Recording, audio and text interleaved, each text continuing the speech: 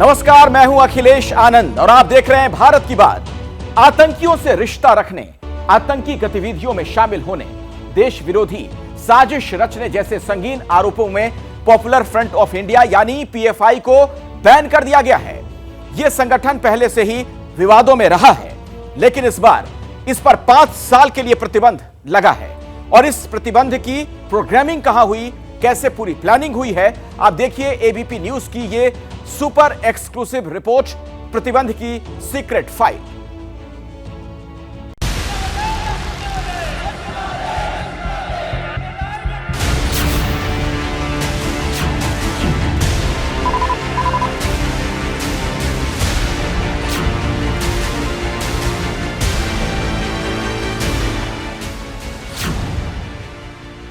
PFI को प्रतिबंधित करने की स्क्रिप्ट पर काम उसी दिन शुरू हो गया था जिस दिन प्रधानमंत्री नरेंद्र मोदी पर हमले की साजिश का खुलासा हुआ। तारीख 11 जुलाई 2022, जगह फुलवारी शरीफ, पटना। बिहार पुलिस ने उस दिन 2 लोगों को गिरफ्तार किया था और उसके अगले ही दिन पटना में प्रधानमंत्री नरेंद्र मोदी का कार्यक्रम था। सूचना ये मिली थी कि कुछ लोग प्रधानमंत्री के कार्यक्रम में साजिश रच रहे हैं गड़बड़ी फैलाने की। ऐसे में जिन 2 लोगों को गिरफ्तार किया गया था, उनसे जब पूछताछ हुई तो उनका कनेक्शन पीएफआई से निकला। ऐसे में अब जब जांच हो रही है तो चौंकाने वाले खुलासे भी सामने आ रहे हैं।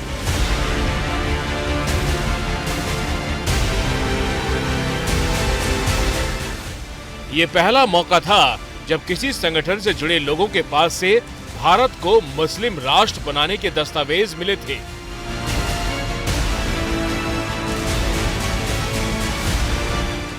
जो दस्तावेज बरामद किए गए उनसे सबूत मिले कि पीएफआई तुर्की, पाकिस्तान के साथ ही कुछ और मुस्लिम देशों की मदद से देश तोड़ने की साजिश में जुटा है। फुलवारी शरीफ कांड की जानकारी जब गृह मंत्री अमित शाह को दी गई तो उन्होंने पीएफआई के नेटवर्क को पूरी तरह से ध्वस्त करने के लिए राज्य और केंद्र सरकार की एजेंसियों को साझा तौर पर ऑपरेशन चलाने के निर्देश जारी किए।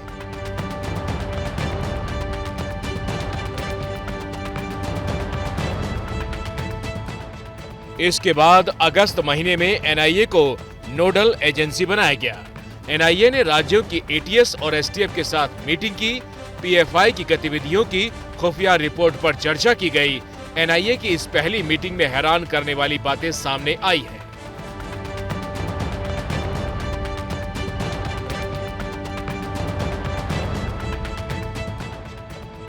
इसके बाद 29 अगस्त को पीएफआई और इससे जुड़े संगठनों का कच्चा चिट्ठा पहली बार गृह मंत्री अमित शाह के सामने रखा गया।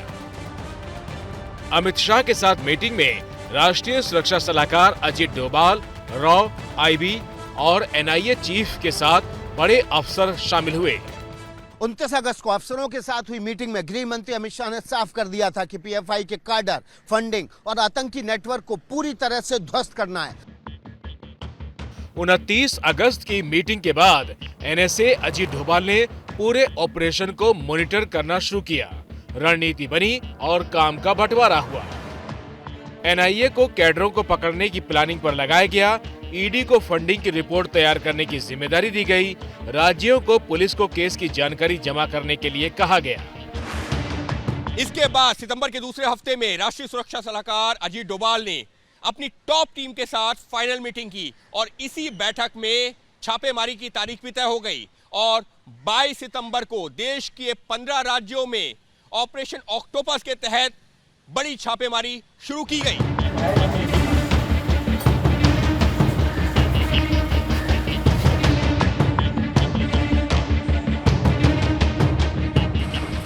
ऑपरेशन के पहले चरण में 11 राज्यों से 106 संदिग्धों को गिरफ्तार किया गया और इस गिरफ्तारी के बाद हवाला, हत्या और साजिश की परतें खुलने लगी। और फिर 27 सितंबर को छापेमारी का दूसरा दौर शुरू हुआ। देश के 7 राज्यों में एक साथ छापे मारे गए। 250 से ज्यादा पीएफआई कार्यकर्ताओं को हिरासत में लिया गया और इस दूसरे दौर की छापेमारी ने तय कर दिया कि पीएफआई की लाइफ अब चंद घंटों की मेहमान है।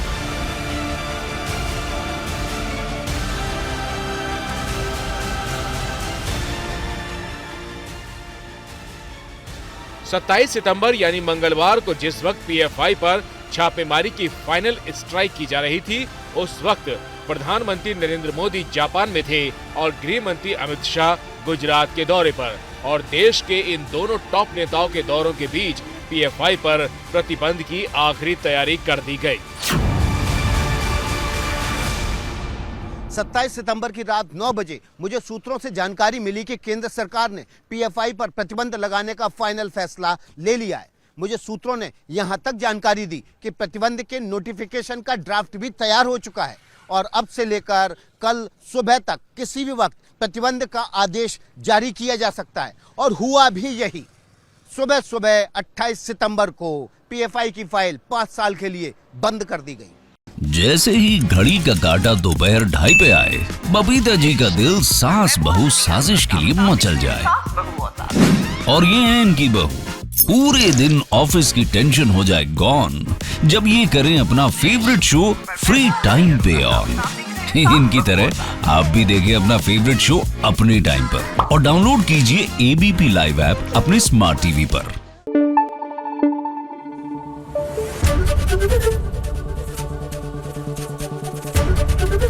एबीपी न्यूज आपको रखे आगे।